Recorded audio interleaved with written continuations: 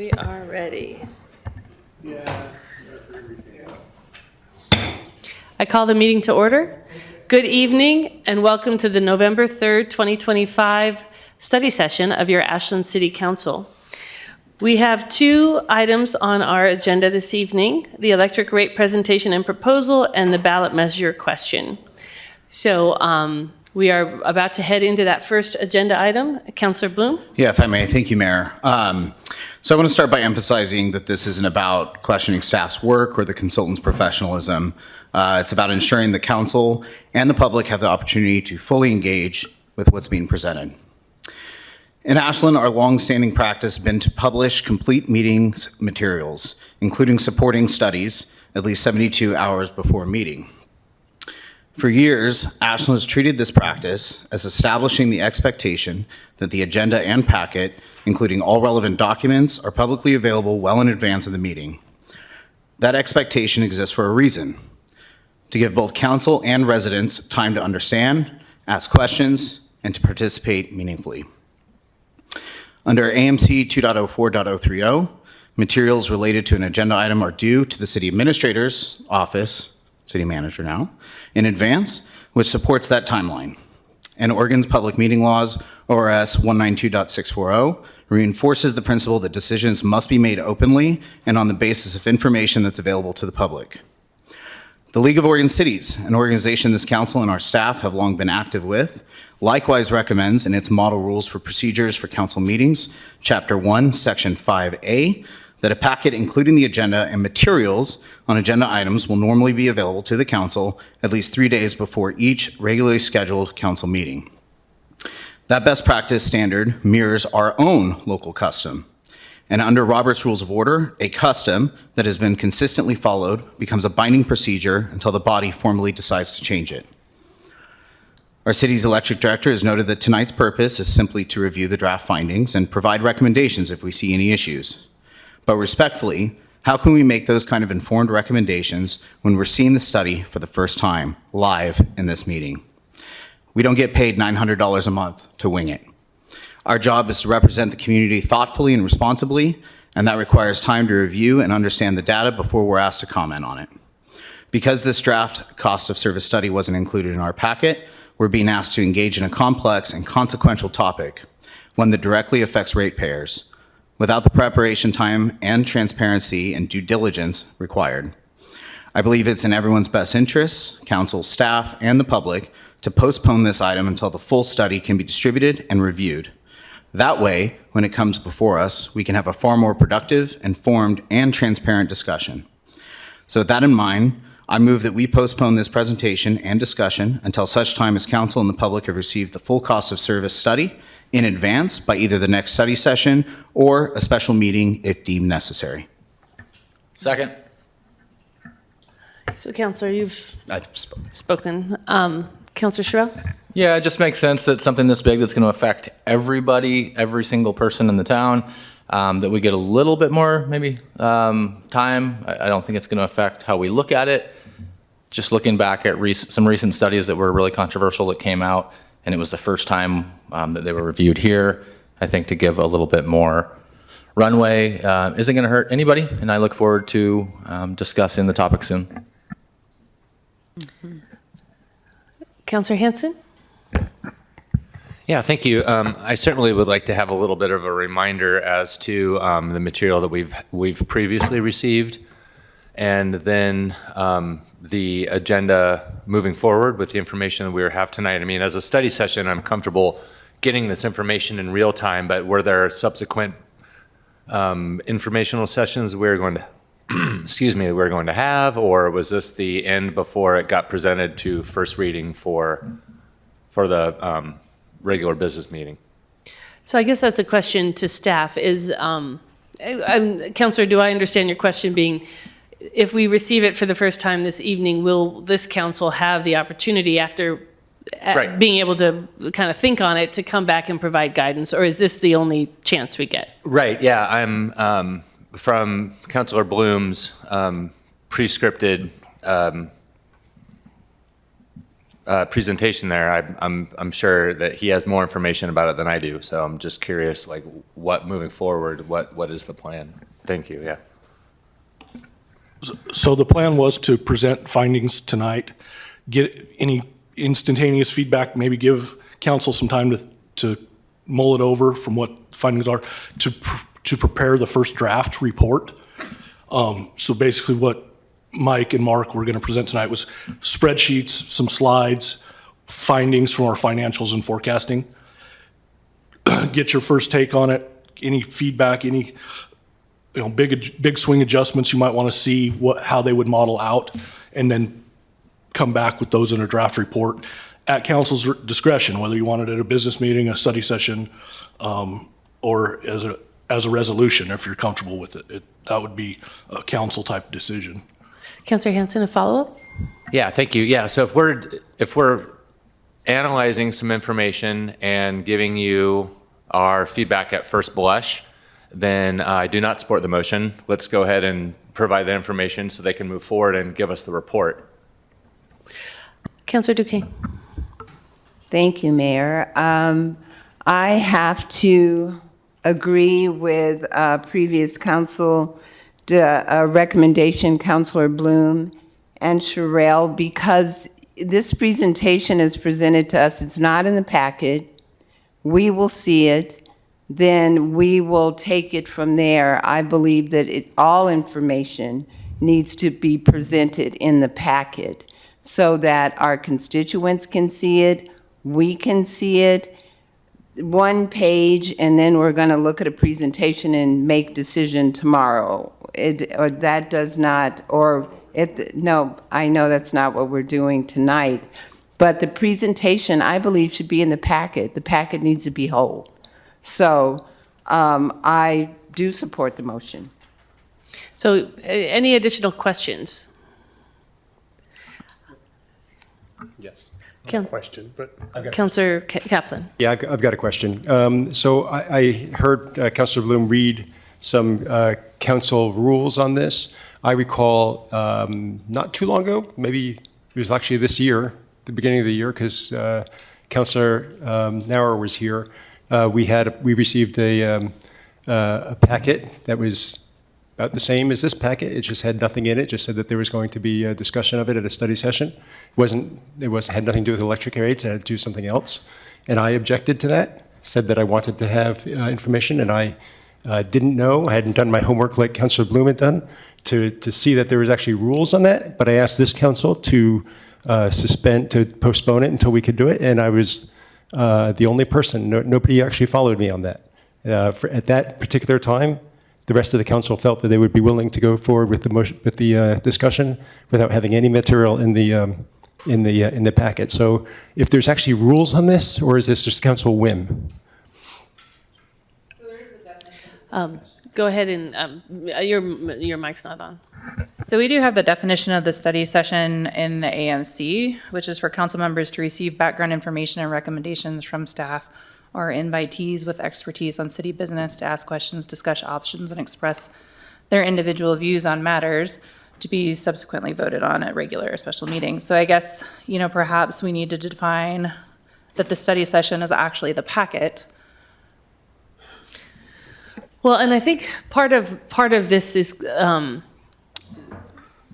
the reality that this body should provide singular feedback to staff, right? That not all of our individual thoughts, but as a body, we should be reacting to materials that are presented, especially if we're giving direction to staff. And what I understand is the concern here is that this evening is the opportunity for this body to give direction to staff as a body. But we haven't had a chance to look at the material ahead of time, material that's likely to be complex. So if that's the case, if there isn't another opportunity for us to provide feedback as a body before it gets baked. So that would be at the draft stage. Yes, so as Director McBartlett said, part of the direction we'd be looking for tonight is how you want it to come back. So the idea is the experts walk you through the rate study, their projections. If you have any last time we did water rates, there was several more iterations that people wanted to see. Get that feedback, put it in the draft, and then bring that forward. And that could be at another study session, that can be at a business meeting, whatever. Councillor Dale. Just a comment, if I may, Mayor, are you still looking for questions? So I guess it's for me to think about the appropriate move tonight really depends on whether there is another opportunity for this body to provide direction to staff before the report is drafted. And it doesn't sound like there is that opportunity unless we build it. Well, and I maybe misunderstood this, it sounded like the motion was that there must be a draft report and presentation in the packet before you will discuss it in a study session. And the intent tonight was to have the rate consultants walk us through their process so that council understood it and show us what they were doing, so that if you have additional modeling you would like to see or other feedback, you can give us direction to come back at a study session or, council's will. Okay, questions still of staff? Questions, Councillor Bloom? Yeah, so again, this is part of my issue, and this ties perfectly actually into the water rate study, is that we're going to get this information live for the first time. We're going to be expected to digest that information, ask questions to understand it better, offer suggestions, and then we will have some time before it comes back in draft form, where once that comes back, we might have additional changes that we want to make. What I'm trying to avoid is that situation. Give us the material, give us what we should be having ahead of time for us, so that when we do have the meeting to discuss and we want to make recommendations, we can get that done and be deliberate about it and efficient about it. So that way, once we give those recommendations, that's what comes back to us the final time, rather than every meeting, oh, I want to add this, I want to change this. We have received a packet with nothing in it. We have no material. And I take Councillor Kaplan's point. I think it's a valid point that, yes, you're right, and that was a mistake. But it has come up multiple times before where there wasn't material in the packet, and I recall that this council gave direction that we wanted presentations, even if it's a presentation, to be included in the packet, that we needed all the material available, and once again, that is not the case. So a question to Director McBartlett. So my understanding of this process is that before the results get baked into a draft report, you wanted to bring it for a discussion with council to help us understand the basis of it.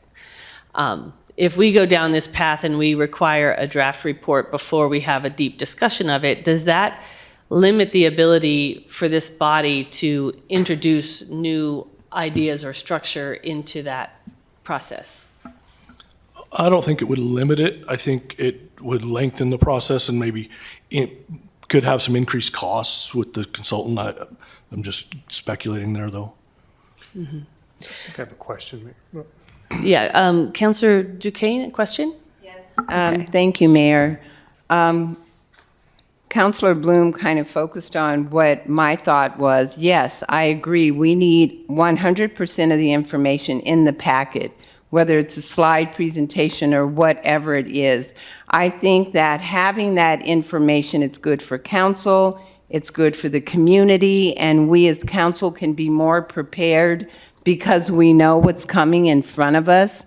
With one page that has a summary and some... Council, do you have a question? I think what I was going to say is moving forward, I think Sabrina even touched on it, is that... Do you have a question? No, okay, I'm Okay. good. I just We're want to see that. still at the question space. You'll Okay, have a okay. moment here. Councillor Dale.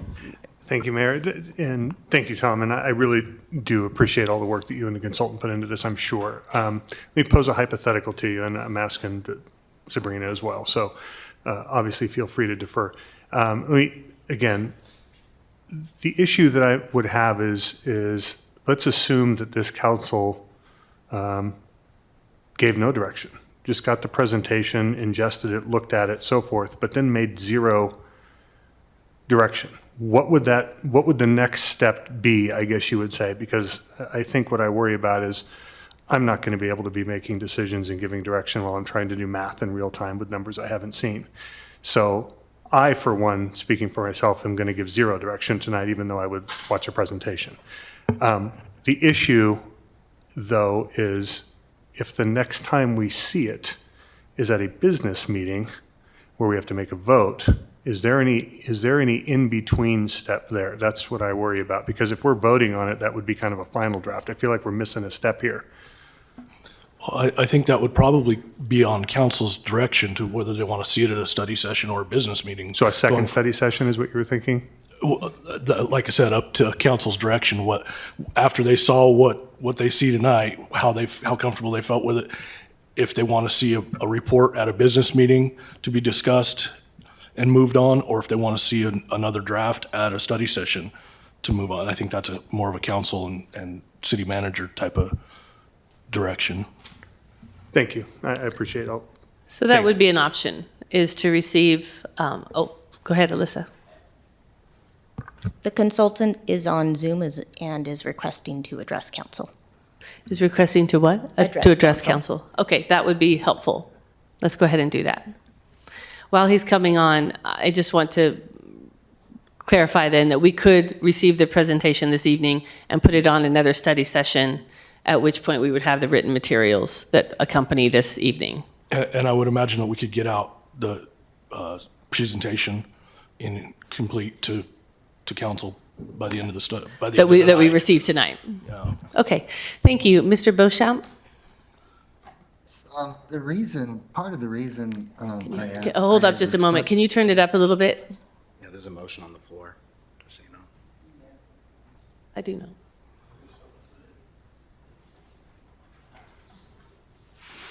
Can you hear me? Yes, we can. Thank you. Oh, okay, good. Yeah, part of the reason that we had requested this meeting was to go through the different financial targets that we use to help council understand why we're making certain recommendations and to get your feedback on things like the cash reserve balances that we're projecting and the minimum levels, as well as the rate tracks, and then the results of the cost of service study themselves. So just to get you familiar with the process, and then we can always come back and repeat the same thing over again. If you wanted an additional meeting, no problem. And we can then get additional feedback at that time if you're comfortable with that. In other words, no, we don't need to have feedback tonight. Thank you. I appreciate that information. Okay, so yes, question, Councilor Blue. Thank you, Mr. Beauchamp. So are you saying that, so you do have materials for us? When were those materials made available to the city manager? I just actually prepared, I used what I did as a training. I call it like a training slides to help understand. So I really didn't get that completed till earlier today. The guts of the report or the guts of the PowerPoint was prepared a couple months ago, but we did include all the training slides. Thank you. Okay, so let's, because we are already at 18 minutes into our hour-and-a-half meeting, let's go ahead. Would anybody like to make any comments before we take a vote? I understand we can vote on procedural issues in a study session. Any final comments? Councilor Kaplan and then Councilor Hanson. I'd just like to hear the motion again, read fully. May? Yes. Yeah, I move that we postpone this presentation and discussion until such time as council and the public have received the full draft cost of service study in advance by either the next study session or a special meeting if deemed necessary.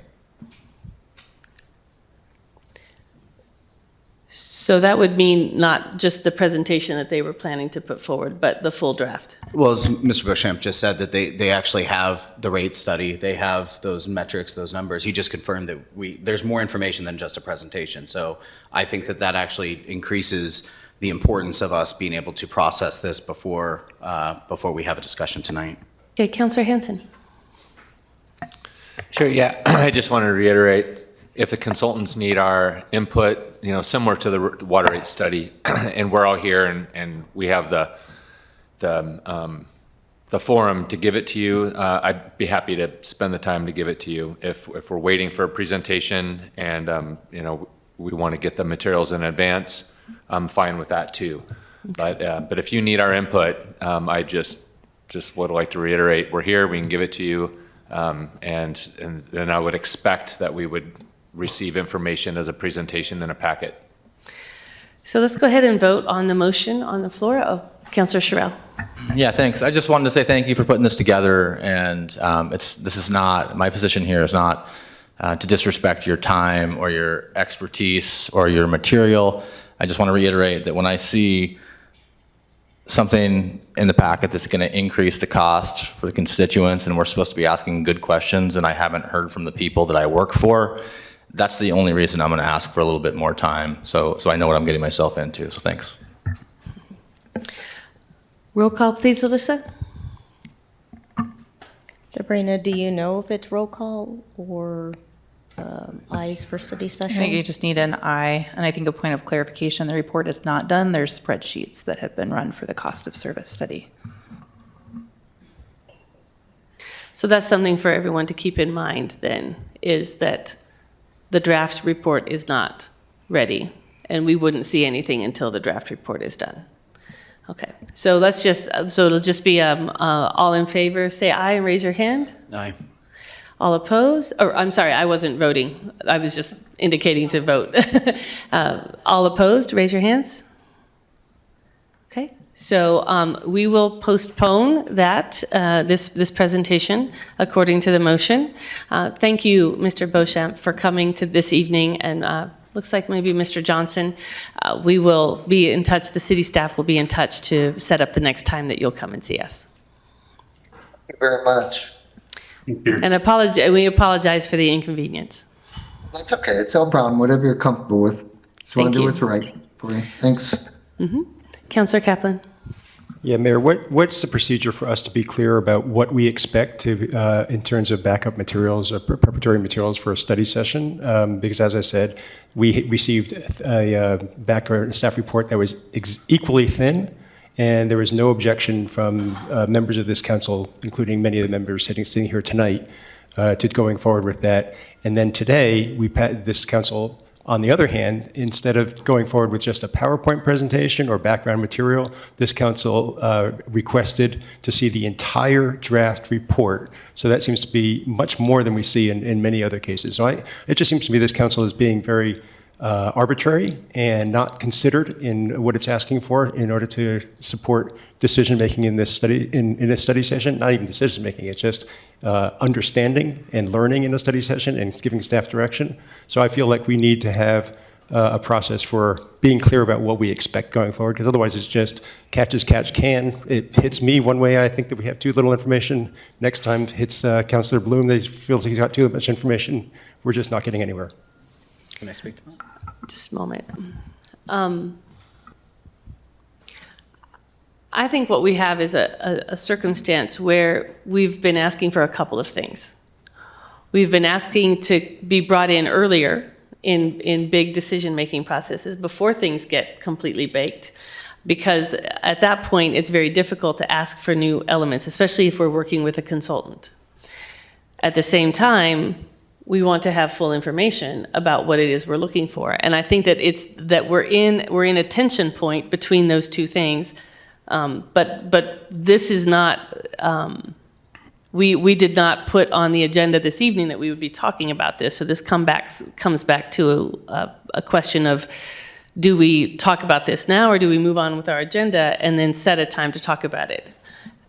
Councilor Bloom? Yeah, I think that it's a very valid point, and it's not the first time that we've done things inconsistently in this body, and I chalk it up to a failure of the Ashland Municipal Code. I think that it's outdated. We haven't made the necessary updates since the charter changed to a strong city manager, and that it's time we have a conversation so that we don't have this problem, so that we have very clear rules and guidance. We're not going off of some parts of AMC, some parts of ORS, some parts of the Attorney General's recommendation through OGEC on how to interpret certain things, and through the League of Oregon Cities manual. We are codifying exactly what we want the process to be so that it's equitable for us going forward and for future councils as well.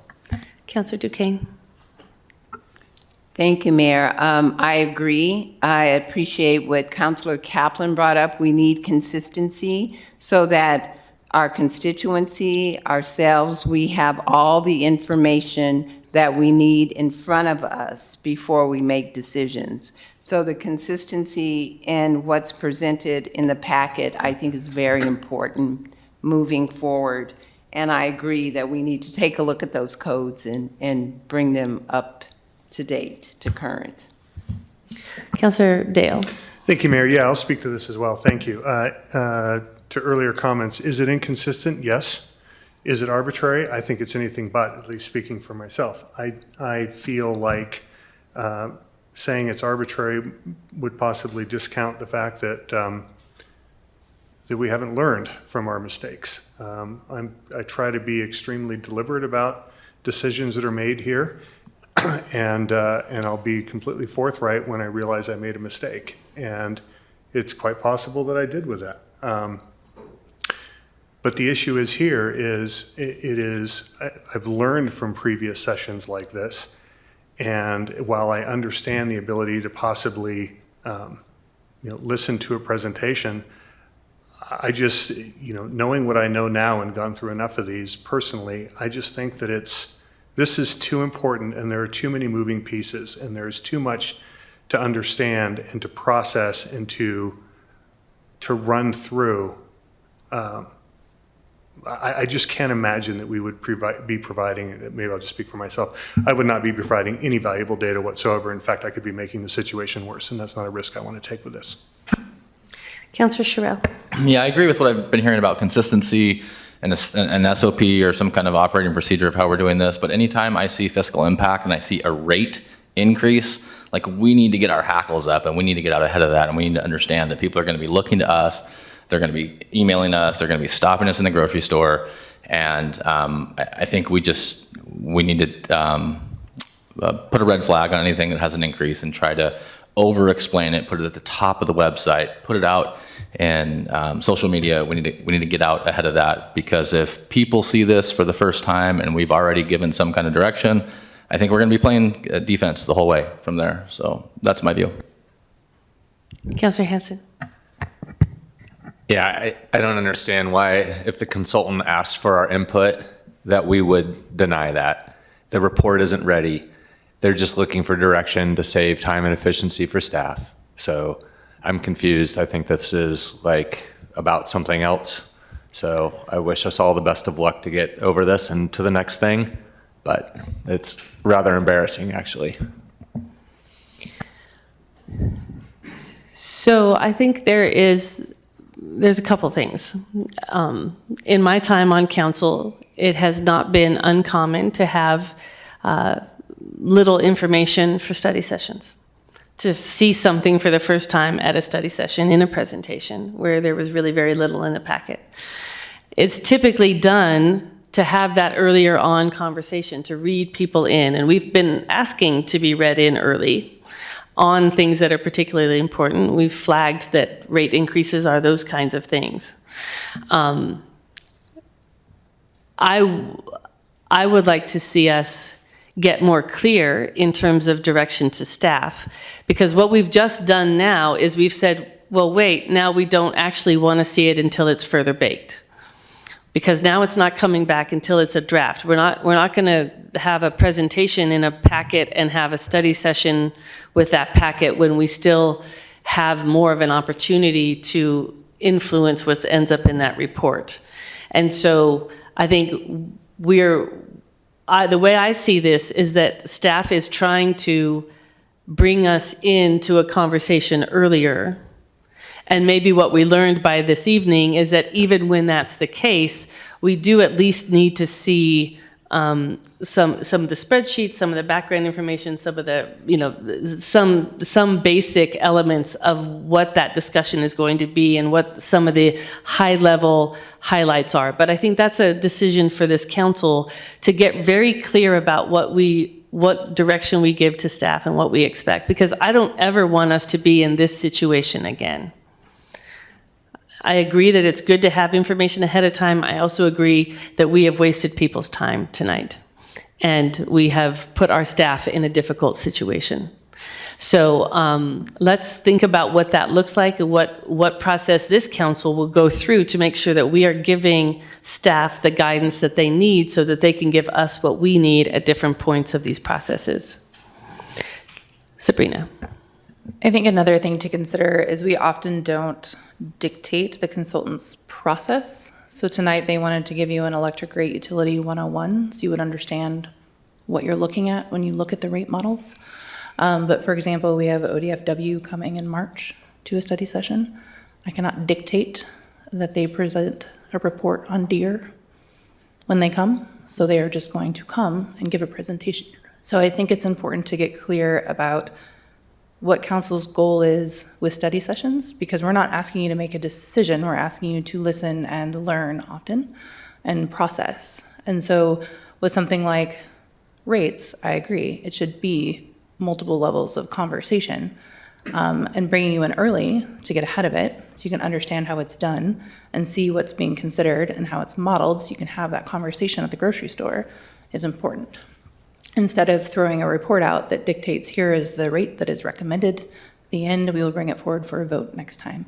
So I think, the goal is to bring council in early with a low stakes situation and discuss what's going on and make sure that we understand, because the last time we did utility rates, most of you were not here, so you may not understand how electric rates are set, and then get into the meat of our rates and how they are set, and the recommendation and why, given the infrastructure needs, staffing needs, et cetera. So it's a little kind of, trying to thread the needle of making sure you understand what we're asking of you as a utility board and that you understand how rates are set, and that now we're going to talk about our rates and how we are recommending they are set. And now we're asking you to make a decision based on that. And if there's more models to run, great, based on that draft report, we can ask the consultants to do that. But I think often, and how study sessions have been done, is to provide council with information for consideration and to have an open and free discussion and provide feedback on more information they would like to see. It is not to come fully formed. And so I think that will be a change that staff will need to address with the way we operate. And I think it's important to have clarity in the agenda information. So if you read this at a glance, there's a proposal here for an electric rate increase, which feels very different than a backgrounder on how electric rates are provided. And so I think there's maybe some clarity that we can have so that we can understand, well, to what extent is this a backgrounder so that we're ready to operate in our official capacity as a utility board versus we are now seeing a proposal for the first time that we haven't had a chance to think about in a packet. So we'll get through this. Again, I just want to apologize to our staff who came here this evening and spent some extra time, and also to our consultants that we weren't able to see their proposal, but we do have a second agenda item. Councilor Bloom and then Councilor Hanson. Yeah, I think just to that point, I think that, Mary, you nailed it on the head. We talk about in the grocery store, when somebody comes up to me and says, hey, Monday, I hear you're looking at a 3.9% increase to our electric rates. Why? My answer is, I don't know. That's just what it says. That's all it says. I have no information. And I don't want to be in a position to tell the people in this community, I don't know, because I wasn't prepared. I like to be overly prepared for meetings, to have some information, to have some questions. I don't even know what question to ask if we were to go forward with this. So I think that setting it up of like, if this was listed as like, hey, this is just about process and what it looks like, that would have been a totally different conversation. But when you put no recommended rate increase, that opens up a whole nother can of worms. Councilor Hanson. I appreciate the opportunity to tell my colleagues that I'm concerned that many of us are coming to study session meetings with pre-written statements. And I open the conversation that, the study sessions are for information gathering, the testimony that we get here in business meetings and in the study sessions is really important. And it seems as though to me, when counselors come with pre-written statements, that they are not allowing the time and space for folks that come here and spend their time to share with council in real time information, facts that help us make decisions. So when I see counselors come here with pre-written statements and We also have opportunities for study session presentations and public testimony.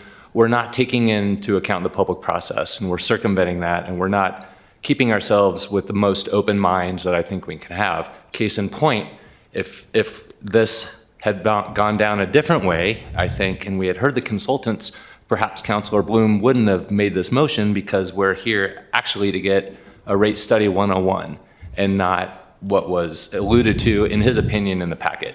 So that's my input from my colleagues. So let's move on. Our second agenda item this evening is the ballot measure question. We initiated this conversation at our last study session, and it was brought forward by Councilors Duquesne and Sherrill. So what I wanted, and we had an opportunity to ask questions of the petitioner, but he is here as well this evening, and so if we want to have more questions, we would just have to suspend the rules again.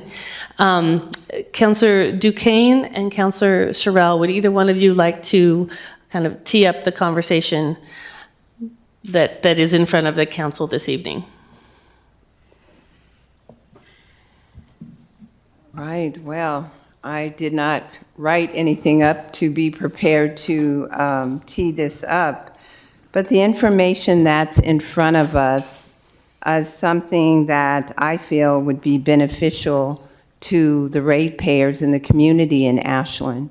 Something that I don't want it to be confused with is the actual rate of our utilities. What this is all about is additional taxes and fees that would hit our utilities, such as I look at the $5 park fee, and I look at public services that went from $1.50 to $5, and wildfire risk that went from $3 to $7. So before any other taxes or fees would hit the ratepayers' utilities, I would like the opportunity for the voters to be able to vote on it. I would like for it to come to be on the ballot, and for people to be able to vote their opinions and get the full picture of why. I remember when the wildfire risk came in front of us, and the public service came in front of us, and it was voted in and supported by council, and then people think, well, where is that extra money going? Where does that go? What does it look like? And something that was alluded to earlier, the I don't know.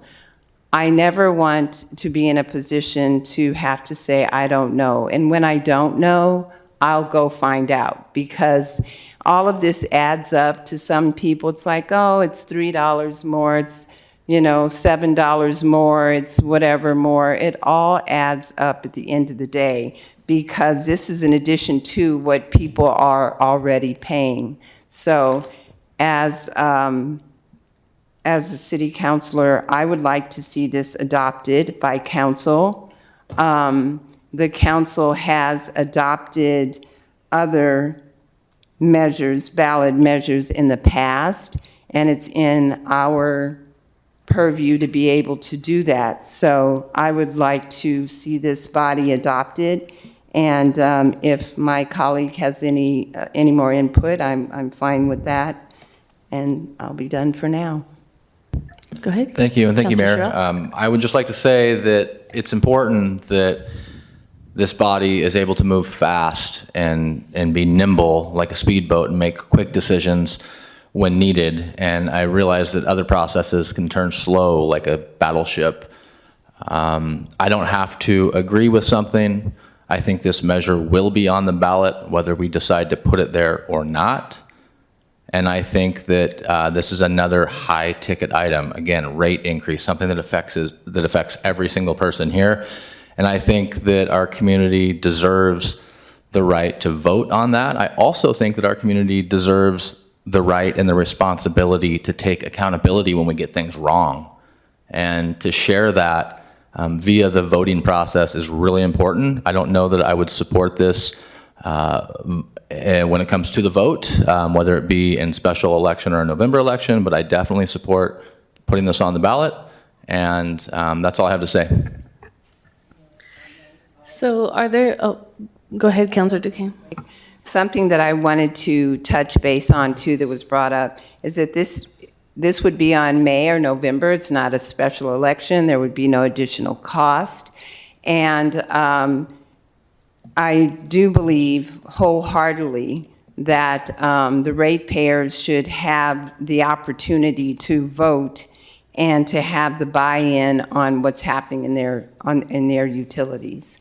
So I just wanted to make sure that everyone knows it's not a special election, it's the May election or the November election. Quick question for staff. Can you differentiate for me taxes and fees in terms of our utility bills? We're only talking about, fees are all that we can add on to our utility bills, correct? Correct. So you're not, so it would be helpful if this council did not talk about rates. It's not a rate, it is a fee that is set by council. It's a set dollar amount. So I think that's important. We're not talking about the utility rates, we're talking about the fees. So we're talking about the parks fee, the wildfire protection fee, and the public safety fee. And taxes already have to be approved by the voters. So we set our tax rate for property tax. Right, but new taxes. New taxes would go through the voting system. So if you wanted to do like a special levy, which is a tax for a defined period of time, that would go to the voters. And that's already in our structure. I'm just asking for, so that people at home know what we're talking Yes. about. We're talking specifically about additional fees that are added to the utility bill. We are not talking about taxes. Yes, so council really only has one lever to pull in terms of revenue, and that is fees. Okay, so what I'd like to do is go around. I think we should have a discussion before we take positions on this particular item. There will be a time where we go around to get feedback from the group. But is there anything anyone would like to say just in general on the topic, not in terms of speaking what they intend to do in terms of, speaking their position? Anything for anybody else to consider? Sure. Councilor Hanson? Yeah, thank you.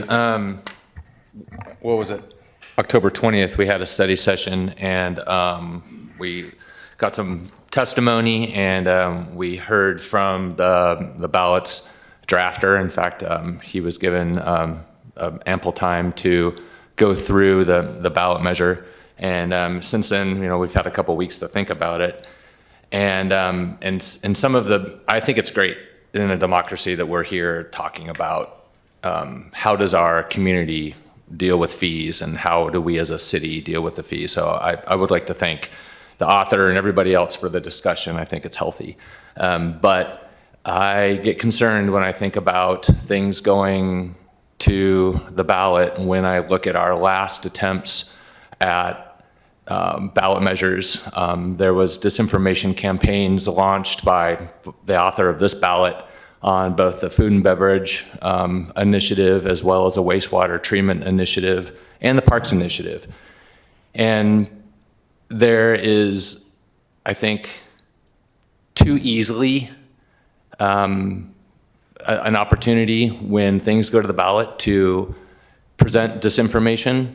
And my constituents that I've talked to about this particular issue feel similarly, that we're concerned that we're going to have a repeat in the future with complex issues getting manipulated by one side or another.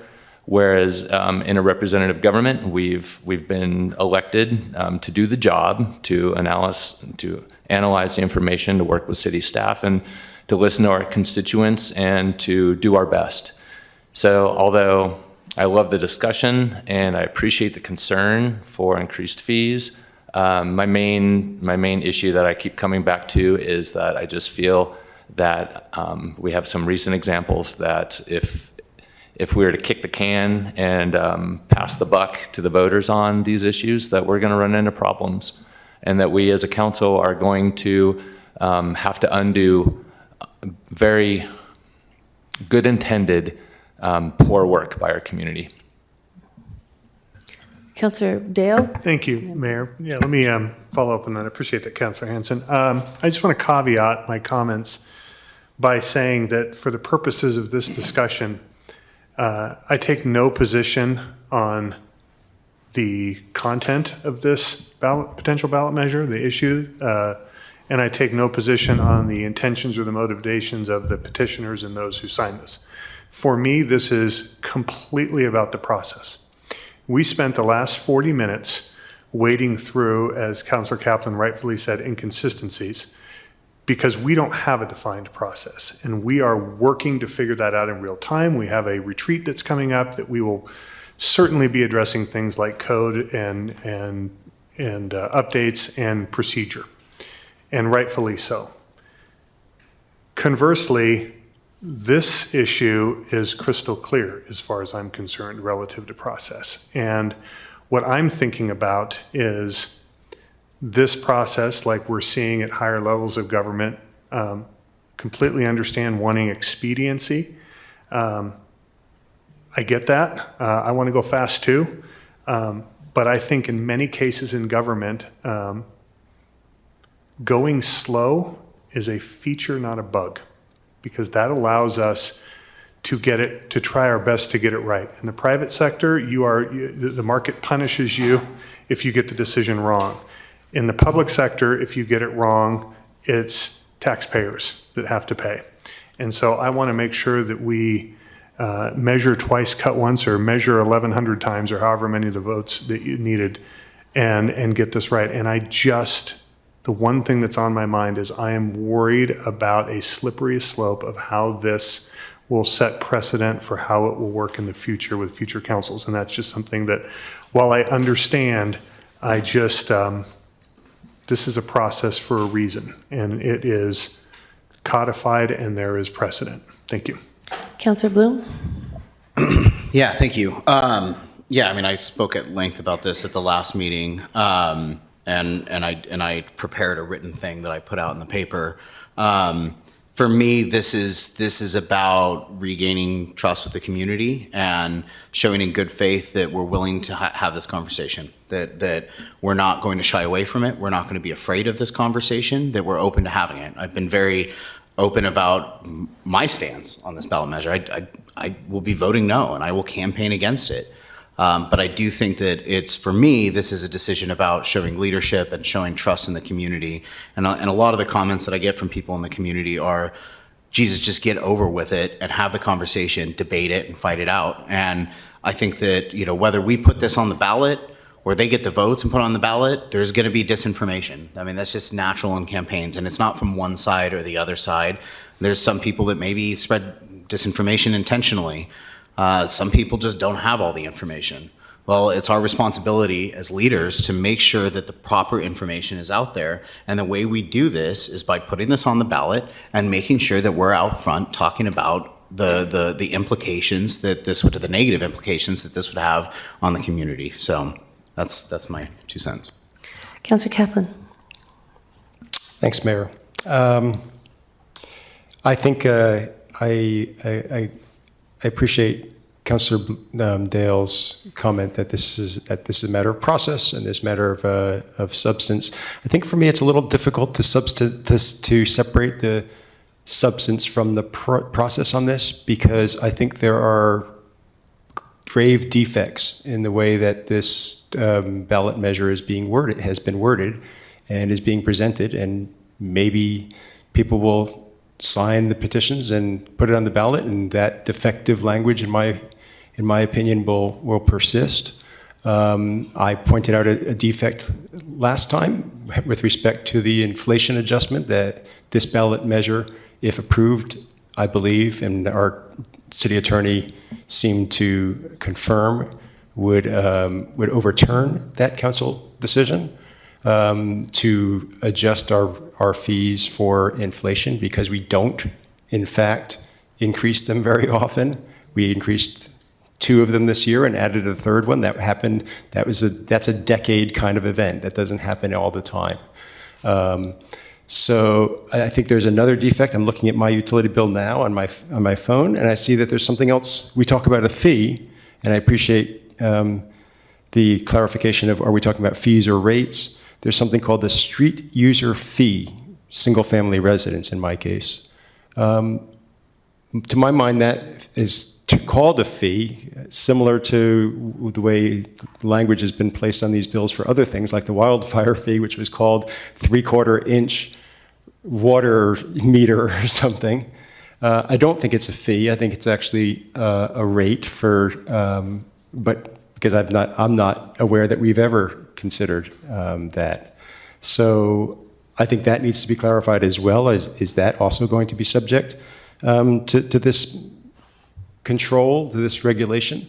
So I think it's very difficult to separate the process and the substance. To me, the fact that there are such grave defects in this measure really means that I can't support putting it on the ballot before the voters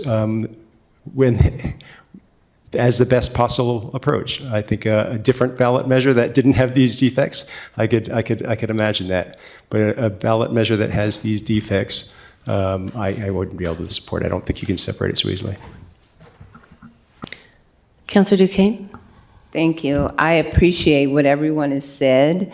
And I do believe that gaining the trust from our community, trusting our voters and our community that they would do the best thing for themselves, I think is important.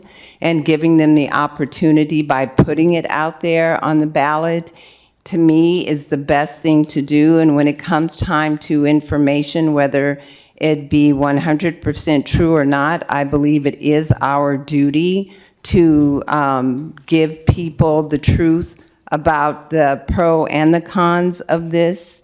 I don't believe that things go out that are going to be negative and are going to tear it down in any way. I do believe that the people of Ashland have the ability to make the right decisions that affect them, and this is on a personal basis, person to person. I can't speak for every person in Ashland. However, I do, going back to that grocery store visit, people are so up in arms about just not just locally, but everywhere. But locally, I run into it on a daily basis. I feel like it is the equitable, fair thing to do, to put it on the ballot, let the people vote. Everybody has a good brain. They could do their own research and find out what works best for them in their home. It's not rocket science. I support this. I believe in the people of Ashland, and I look forward to seeing it move forward. So when I think back to the processes we came through in the budget process earlier this year, what strikes me is just the level of frustration that existed around it. And there was frustration at this council level, there was frustration in the community, and there was frustration at the staffing level, because no one wanted to have to put these fees in place. And I think, to Councillor Kaplan's point, this is not something that happens very often. I've been on the council for 7 years. We've never had a situation like that. But what we had was a perfect storm come together that has as its backdrop the fact that the state has never solved the revenue problem that Measures 5 and 50 have put in place. And that creates a constant vice for general funds across the state. And I talk to mayors all the time, and everybody is dealing with the same exact problem, because 3% cannot keep up with expenses, because expenses are not just inflation.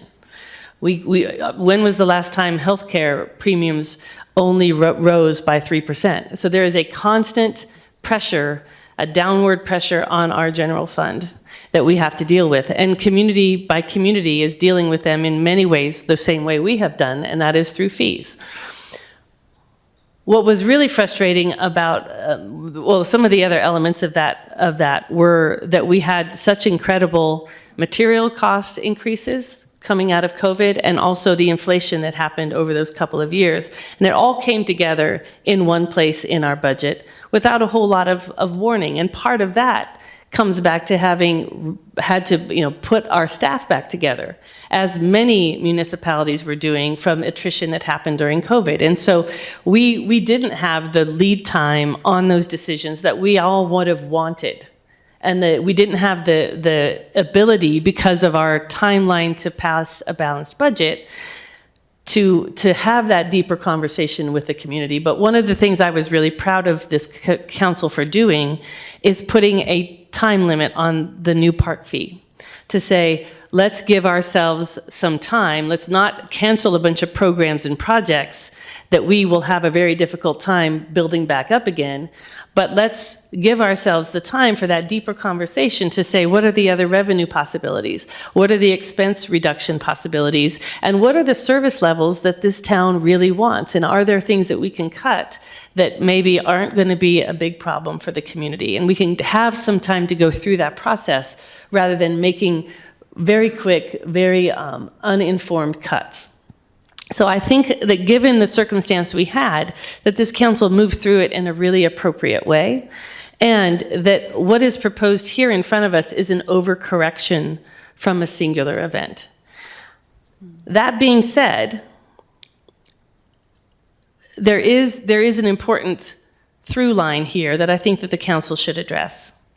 But one of the things I think about is, if this had been in place when we just came through this budget process, we would not have had the opportunity to pick what I think was the optimal way forward in that moment. It would not have been possible for this council to do what it did.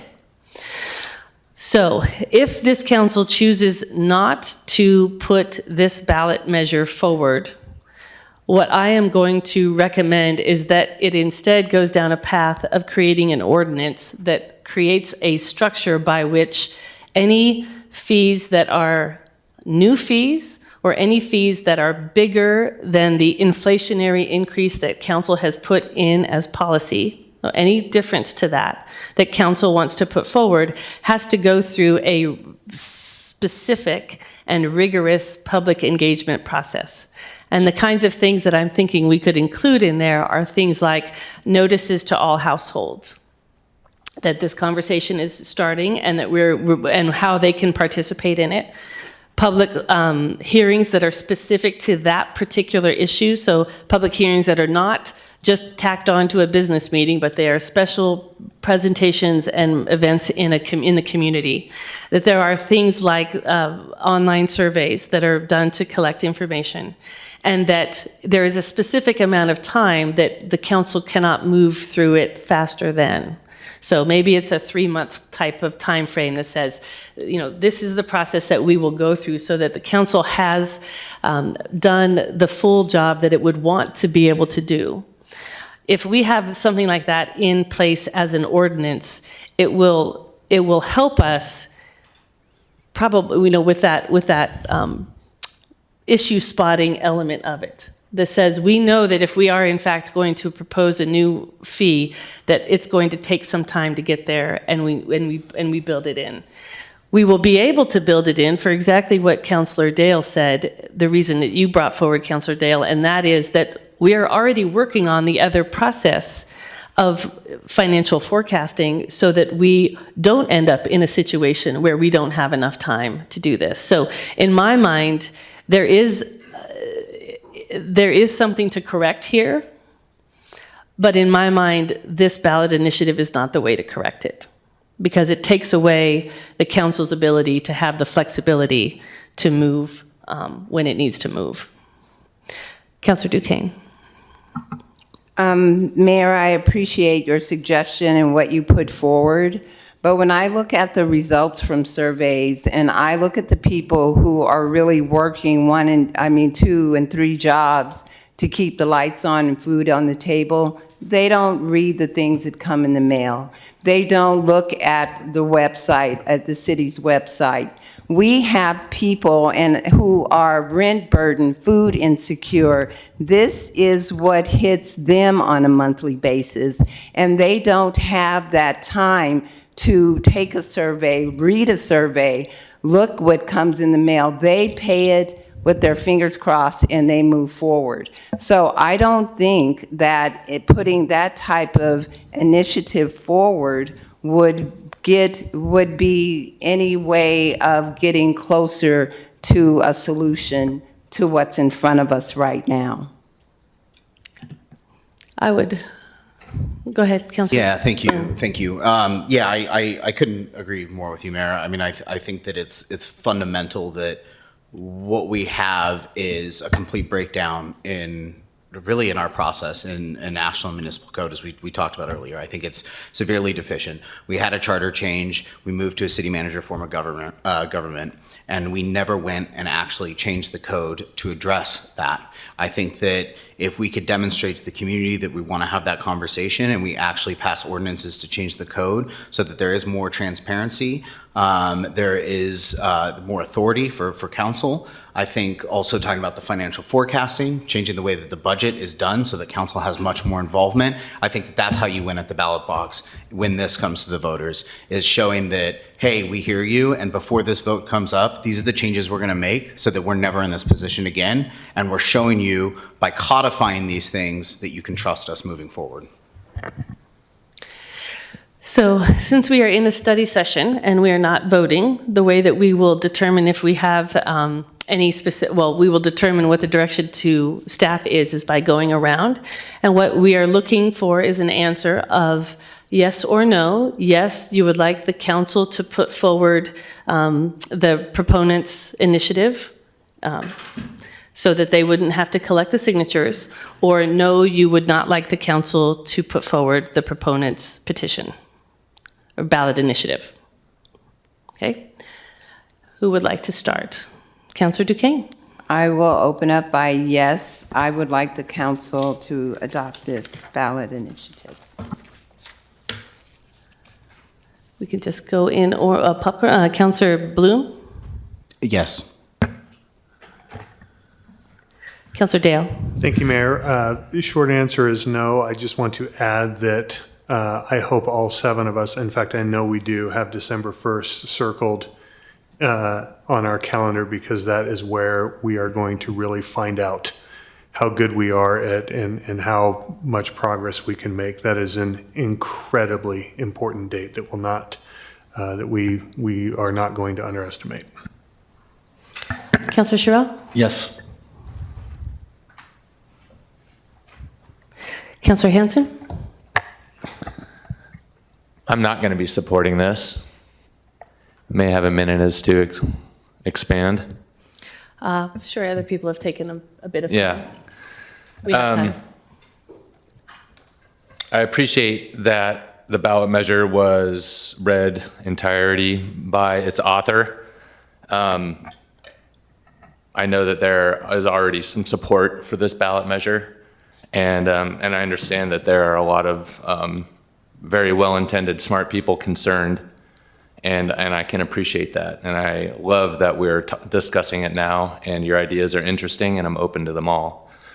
But this ballot measure was created by an individual who has a beef, an axe to grind with the city of Ashland. Councilor. And I believe that we are not opening ourselves up to better participation when we put this on the ballot. I believe we are endorsing a initiative that will tie the hands of future councils. And if you don't think that this person has an axe to grind. Point of order. Councilor. Please look at the public record. Councilor. This is a public presentation. It is a public presentation, and we have. Councilor. Our rules indicate that we do not personalize issues here. We don't We call brought in those things special out. rules. Well, if Counselor, I may, Mayor, we brought in Please special stick rules. with the policy question. But we brought in special rules to have this person present. I think it's important that the rest of the community hear what I have to say. So, Councilor, our council rules require that we do not denigrate or basically call anybody any names. And not what we gonna- have to do, Okay. and that means also casting aspersions on anyone's motivations. Well, then I will stop with that, and I will just say for the public record, this person has ran for council and mayor and lost. Thank you, Councilor. I will not be supporting this. Thank you. Councilor Kaplan.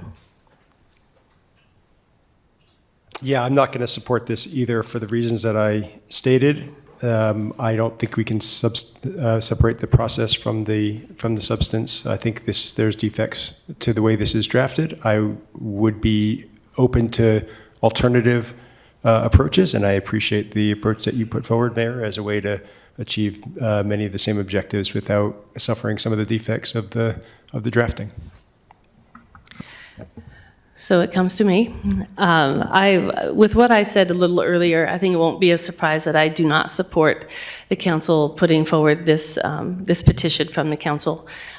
So that leaves us with the direction to staff to not move forward with essentially putting this petition forward. We have still time, and we do have this topic in front of us. And so I would like to find out the council's interest in moving forward with an ordinance to set up a procedure for changing the fees. We wouldn't decide tonight on what that procedure would be, but is there interest in an ordinance that would create a structure for council to move forward? We had Councilor Dale and then Councilor Bloom.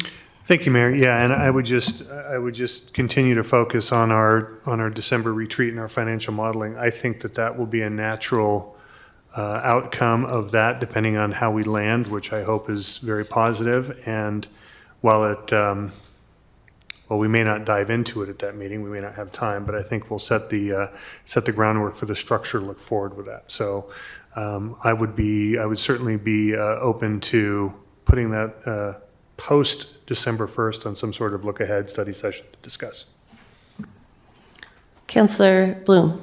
Yeah, and I concur. I think post December 1st, my understanding is that we're certainly going to have a conversation about code. I'm sure we all have ideas, things that need to be changed, and that's a good time to run that up against some of those other ideas, make sure that there's no conflict. So when we do kind of go into the new year, maybe it's possible that we actually have a package of code changes that can kind of go through all at once to get to that point that you were talking about. Councilor Hanson. Yeah, I'm really interested in the December retreat as well. Those ideas are interesting, but I'm not really looking to direct staff at this point. No. Yeah. No, we wouldn't be. It's just, is there an interest in taking up Most this definitely. council having kind of trying to work to resolve some of the issues that this petition is trying to resolve? Councilor Sherrill. Yeah, I think that it's more important than ever, and it looks like the precedent has been set, whether it's inflationary or we have ever increasing fees and burdens and lower incomes coming in.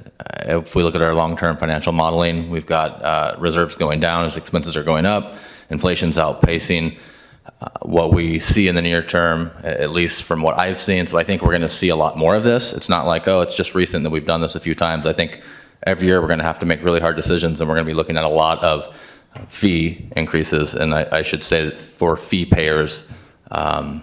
So yeah, I think it's really important that we come up with a process that's clear, that we can follow, that the public can track along and follow along with us as we look at raising fees in the future, because it seems like that's the only way we're going to continue to keep the services that we have and that we want and we've come to love here. It's going to be a tough road ahead. Councilor Kaplan.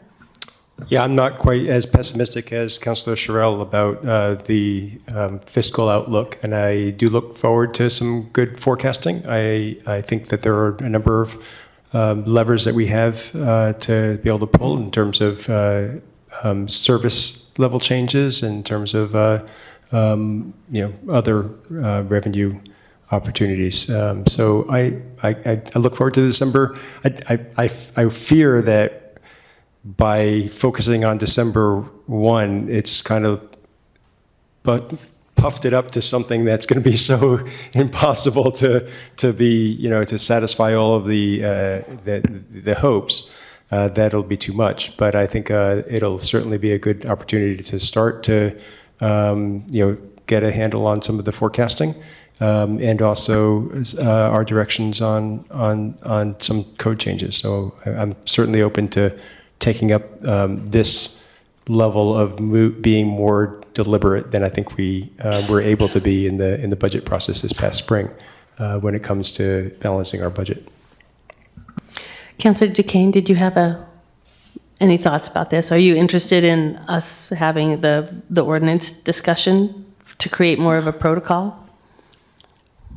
I am interested post-December 1. I don't want December 1st to get so inundated with such a huge agenda that we don't address the reason for the retreat. As I remember, the reason for the retreat was to look at the budget. The reason for the retreat was to be able to sit and dissect the budget together as one body and to be able to get closer to solutions so that the next biennium we can actually have a budget that's balanced, that's sustainable. So my hope is that December 1st, the focus stays on the budget. And then after December 1st, sure, fine, let's look at the suggestions. But all roads lead back to the money, and I believe that's where we need to keep our focus. Well, and that's what I'm hearing, is that it's not the December 1st retreat, it is post-December 1, and that we will take that up. There are a number of other municipal code questions. I know our city attorney's office is working on that. So we can find a time that we can put that together and put an initial proposal together about what that would look like. I'm happy to work on that. If another counselor would like to work on that with me, that would be great. So that we have something to bring forward after the December 1st meeting. And also, just as a heads up, one of the things we want to do is at our mid-November meeting, we'll see a draft of the agenda for the retreat so that we can take a look at that and make sure that everyone is on the same page in terms of what to expect, and that we are taking up the most important topics in terms of this, the forecasting and the investigation of revenue generation and expense reduction. So with that, we have completed our agenda for the evening. Thank you all. And I think that is just all we need to do. Thank you. Meeting is adjourned.